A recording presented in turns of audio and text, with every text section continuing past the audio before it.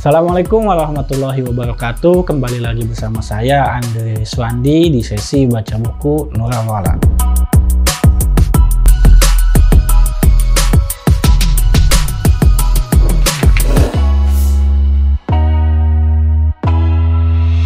Baik, pada pertemuan kali ini seperti biasa kita akan melanjutkan sesi baca buku kita masih dengan judul yang sama, yaitu Laila dan Majnun karya Nizami Ganzapi yang diterbitkan oleh Mizan Klasik. Seperti biasa, bagi teman-teman yang ingin membeli buku ini dan membacanya secara langsung, kalian bisa membelinya di Mizan Store ataupun di toko buku terdekat dari rumah Anda. Adapun bab ke-8 dari buku ini berjudul Perjalanan Haji ke Mekah.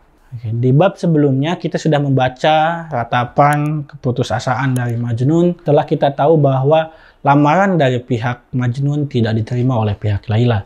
Lalu apa yang selanjutnya terjadi setelah keputusasaan yang dirasakan oleh Majnun?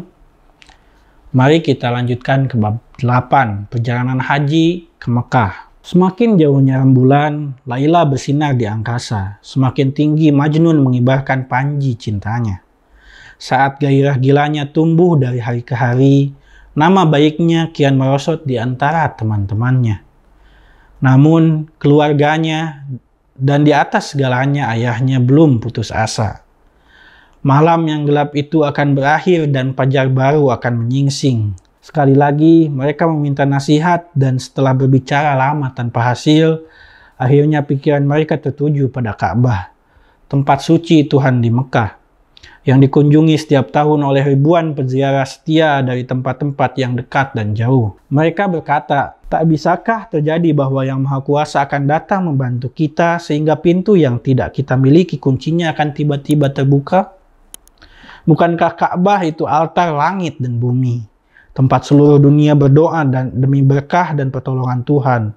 Mengapa tidak kita lakukan? Ayah Majnun setuju. Dia mempersiapkan segala sesuatu yang dianggap perlu, dan ketika bulan ziarah Zulhijjah tiba, dia berangkat dengan kafilah kecil ke kota suci. Dia telah memilih unta terbaiknya untuk perjalanan itu. Demi Majnun, biji matanya, dia telah menyiapkan tandu yang membawa pemuda mabuk cinta itu selembut buayan bulan. Mereka sampai di Mekah dengan selamat. Seperti yang dilakukannya dalam perjalanan, di sana pemimpin suku itu menghujani orang dengan banyak hadiah. Seperti badai debu yang membawa koin emas, bukan butir pasir. Tetapi badai juga mengamuk di dalam dadanya. Semakin dekat mereka mencapai tujuannya, dia pun semakin menjadi bersemangat. Didesak oleh harapan dan ketidaksabaran, dia hampir tak bisa menunggu saat dia memasrahkan anak penderitaannya kepada rahmat Yang Maha Kuasa. Akhirnya waktunya tiba. Ayah dan anak itu berdiri di bawah bayang-bayang perlindungan dari Yang Paling Suci.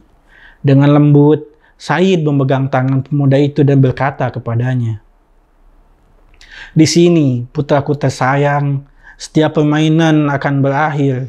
Cobalah mencari kelapangan dari penderitaanmu.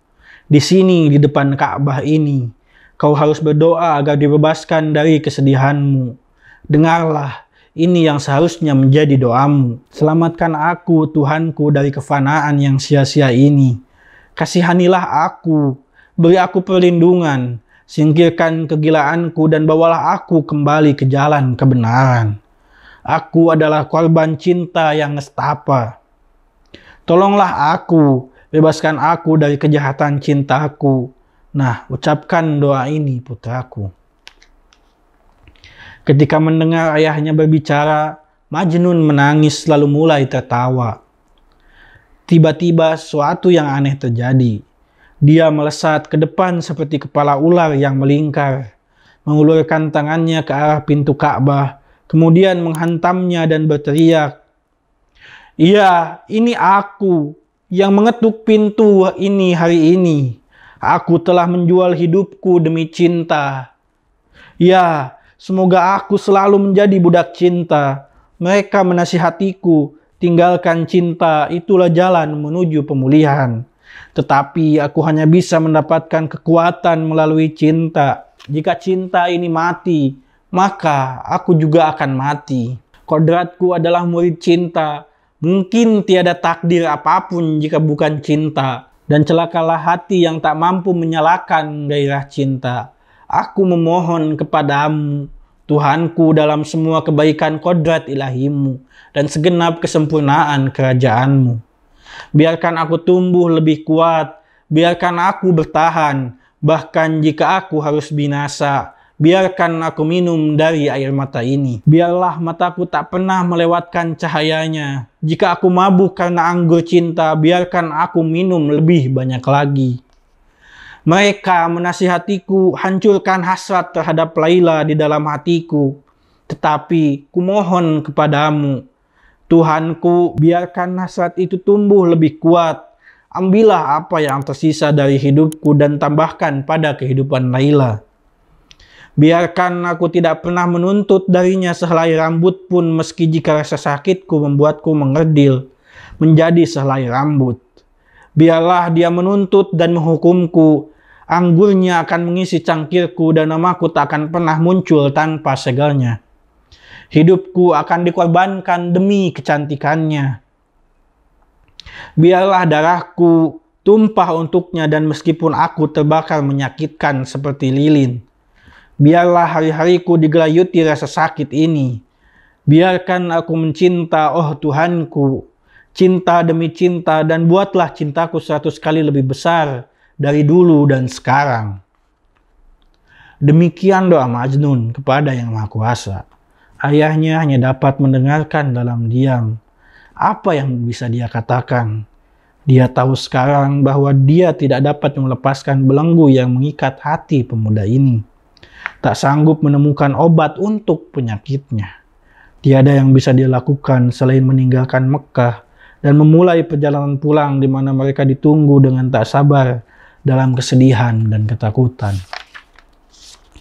Ketika mereka tiba, seluruh keluarga mengerumuni sang Sayyid. "Bagaimanakah?" mereka berteriak. "Beritahu kami, apakah Allah telah menolong? Apakah dia sudah diselamatkan?" Namun, sepasang mata lelaki tua itu terlihat lelah dan sedih. "Aku sudah mencoba," katanya. "Aku telah memberitahunya bagaimana meminta bantuan Tuhan dari penyakit ini, Laila ini. Tetapi dia berpegang teguh pada pikirannya sendiri. Apa yang telah dia lakukan? Dia mengutuk dirinya sendiri dan memberkati Laila."